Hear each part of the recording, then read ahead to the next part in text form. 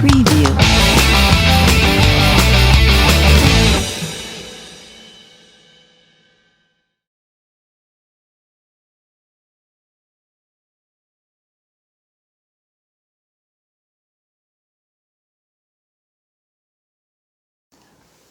Bom, primeiramente para você que está me assistindo, queria agradecer a tua audiência, a tua presença. Bom dia, boa tarde, boa noite, a dependendo do momento que você está vendo aqui meu vídeo.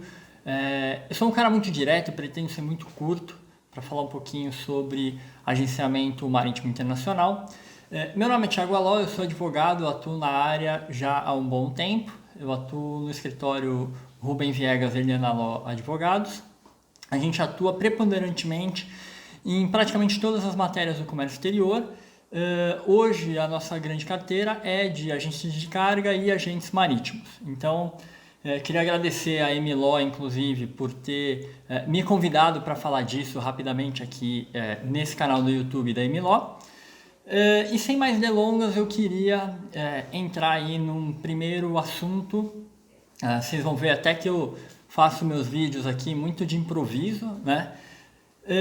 Assim como as minhas aulas também. O grande primeiro ponto que muita gente acaba se atrapalhando ali quando a gente fala de agenciamento internacional é intervenientes.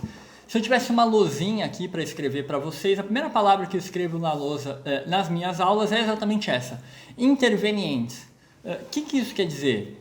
Quem faz o quê? E quem efetivamente é o contratado para realizar determinado tipo de serviço, né? Eu gosto de começar sempre lembrando que a gente tem a IN 800, uma norma interna da Receita Federal, a gente tem o Regulamento Aduaneiro e a gente tem o Decreto-Lei 37/66. Então, você que está aí iniciando os estudos, ou você que está aí querendo entender como tudo isso funciona, esses três regramentos devem ser o seu livro de cabeceira, os seus livros de cabeceira e a principal fonte de estudo, tá? Considerando os três, eles têm ali alguma divergência, especialmente em nomenclatura, o que cada um faz o que e tudo mais, mas considerando esses três, no que tange ao agenciamento internacional, é extremamente importante pontuar, em primeiro lugar, que o agente, como o próprio nome diz, é uma ideia até trazida do Código Civil, o agente ele representa alguém para algo em determinado lugar. Se você é estudante for lá no Código Civil, você vai ver exatamente isso, né? O contrato de agenciamento puro é exatamente esse, né? Já aqui no direito marítimo, aduaneiro, internacional, o agente ele é o representante de um transportador. Pode ser com ou sem navio, com ou sem avião, com ou sem caminhão ou qualquer outro meio que eu não tenha falado dentro desses três aí. O mais corriqueiro é o marítimo, especialmente aqui onde a gente está, em Santos e tudo mais, até pela estrutura portuária que a gente tem aqui. Em segundo lugar, eu diria que são os aéreos e por último os rodoviários. Eu tenho um cliente, inclusive, que ele faz os três, né? Ele representa os três, mas é uma empresa muito grande, uma empresa global. Então, ponto número 1, agente é representante. Eu vejo na prática ali do dia a dia muitos advogados que não estão tão familiarizados assim, chamando o agente de transportador, né? Então, o transportador é sempre um armador com ou sem navio. Então, ele pode ter navio, ele pode não ter navio. Vocês já devem ter estudado isso em alguma outra aula ou algum outro vídeo aqui da Emiló, mas considerando o agente de carga, você sempre pensa no armador sem navio, aquele NVOCC. Considerando o agente marítimo, você pensa sempre no armador com navio. E assim por diante. Normalmente esses armadores eles são empresas jurídicas estrangeiras transportadoras internacionais de carga, aérea, marítima ou rodoviária, né?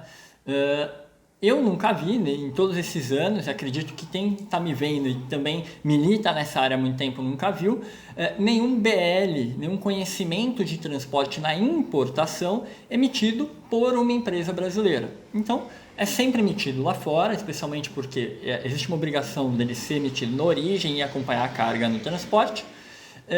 Então vai ser sempre um agente estrangeiro, especialmente quando a gente falar de importação, tá? Então esse é o primeiro ponto que as pessoas confundem bastante. Quem é quem e quem faz o quê? Então aqui está muito claro e vai uma dica aí para você. Solução de consulta 257 da Receita Federal é o tema que a gente, na minha formação como sendo tributarista, a gente analisa muito, são as obrigações acessórias.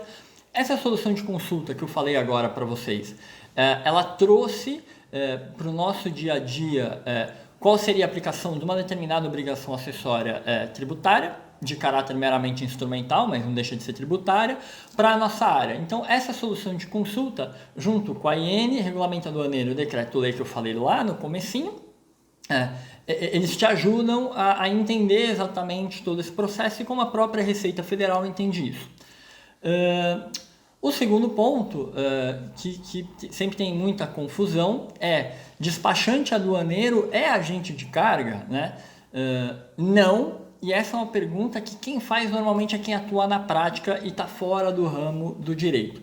Por que essa dúvida é tão comum? Essa dúvida é tão comum porque ao longo do tempo, os despachantes aduaneiros foram abarcando outras funções. Eles foram, além de vendendo o despacho aduaneiro em si, em nome próprio, seu serviço em nome próprio, eles passaram a oferecer também o frete. Nesse momento, eles passaram a oferecer o frete, sendo como contratada transportadora internacional o seu agente na origem, que é quem faz as vezes do transportador internacional sem navio na importação.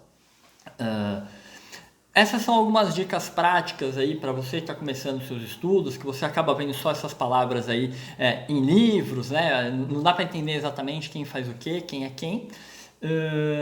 E tem alguns pontos conexos a isso. Então, um exemplo muito grande, seja fiscal, seja civil, ou seja de qualquer outra natureza, que uma pessoa é uma pessoa e quem a representa é outra pessoa, né? Isso quer dizer o quê? O agente de carga e o agente marítimo são pessoas jurídicas brasileiras que representam pessoas jurídicas estrangeiras. Se alguma obrigação contratual, na verdade, foi celebrada com o meu representado, via de regra, eu não tenho que assumir ela como sendo minha, né? Inclusive existem essas regras no meu campo de atuação, que é o direito tributário, exatamente para o agenciamento marítimo internacional. Existem alguns pontos que inclusive a lei é expressa, como por exemplo a 9.430, em que ela expressa em falar que você não pode deduzir como custo créditos oriundos de contratos dos seus principais estrangeiros, né? E essa regra unida, por exemplo, com essa 9.430 que fala de custos, fala de PDD e tudo mais, fica muito claro para a gente para entender isso. Um dos advogados do escritório, a gente comenta que a gente tem que escrever um artigo chamado Agente de Carga no Divã. Porque tudo começa no problema em que o agente de carga, na verdade, ele se apresenta como sendo transportador, desconsolidador, ele dá vários nomes ali e ele fecha o contrato com o importador dele, que na verdade nem ele sabe exatamente como que ele fechou esse contrato. Por óbvio que ele se obriga com esse contrato, independente do nome que ele deu, por conta da teoria da aparência, né? E aí moram diversos riscos, desde a seara civil até a seara tributária. Existe um agente de carga muito grande, né, um freight forwarder mundial, que eu não vou citar o nome, mas teve um problema muito grande, veio ao nosso conhecimento que ele teve um problema muito grande, porque a Receita Federal foi atrás dele querer entender por que ele estava oferecendo menos do que ele dizia que prestava as suas receitas à tributação. Então ele tributava menor, quando na verdade ele se vendia como sendo transportador, e isso gerou um grande problema. Então, eu queria dar uma pincelada rápida com vocês sobre agenciamento de carga, agenciamento internacional como um todo, e também a diferenciação com o transportador. Por fim, existe um problema muito grande na diferenciação das figuras por conta do nome. Existem diversos agentes de carga, especialmente pela IN 800, que eles, na verdade, ficam até na dúvida o que eles são no fim do dia ali. Por quê? Porque pela mesma nomenclatura, você subentende dois serviços. Um sendo o representante do transportador internacional e o outro sendo o representante dos interesses de importador e exportador. Então, sobre o mesmo nome, eu tenho esses dois serviços legalmente previstos como sendo agenciamento de carga. Então, aí mora uma confusão muito grande. Especialmente quando a empresa ela diz, olha, eu não entendo exatamente o que eu faço. Eu tenho um contrato com o importador ou com o exportador, mas eu tenho também que desconsolidar o master e incluir os houses lá no mercante, né? Lá no sistema Syscomex Carga. O que eu faço no final do dia? Se eu tenho um contrato com um e se eu represento o outro, é possível eu representar os dois? Então, aqui vai até uma resposta a essa pergunta. É plenamente possível você representar o transportador marítimo sem navio, nesse caso do agenciamento de carga, né? E o importador ou exportador, quando na verdade você também auxilia ele ali na operação logística, na facilitação logística dele.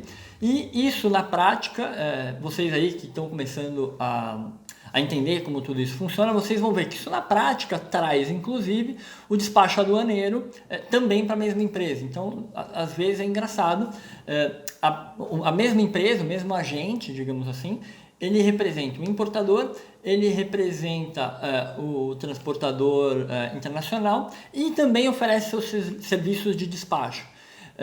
Então, eu queria fazer essa diferenciação, lembrando, só para a gente não deixar escapar, uma coisa é agenciamento de carga, outra coisa é agenciamento marítimo, né? Como eu falei no começo, o agente de carga representa o transportador sem navio e o agente marítimo representa o transportador com o navio.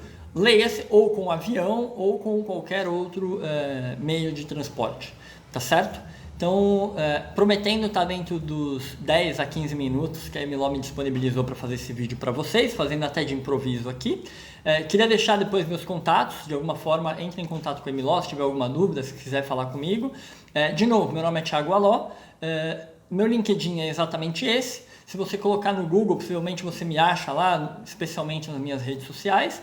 Nosso escritório é o Rubem Viegas Eliana Aló Advogados. A gente está, esse ano, completando os 23 anos na área, advogando para grandes corporações nesse sentido e ajudando elas a, pelo menos, diminuírem e mitigarem os seus riscos, né? Eu acho que esse é o grande papel do advogado, é isso que a gente tem que fazer. E, por fim, independente do momento que você esteja vendo esse vídeo, a gente está passando um momento muito delicado. Hoje é dia 13 de abril, domingo de Páscoa, tirei o dia aqui para gravar o vídeo. E repense, reflita, a Páscoa é um momento de renascimento, é um momento de renovação. Então, eu gosto muito de ler sobre isso, independente da sua religião, repense a sua vida, repense a sua mentalidade e dê prioridade e dê importância ao que realmente é importante para você, para que você possa usar o seu tempo da melhor forma possível. Nossos maiores bens não são nossos carros, nossas casas, nossos barcos, nossas lanchas, enfim. Nosso maior bem é o nosso tempo. Então, use com sabedoria e estou aqui à disposição para o que fizer necessário. Muito obrigado e até a próxima.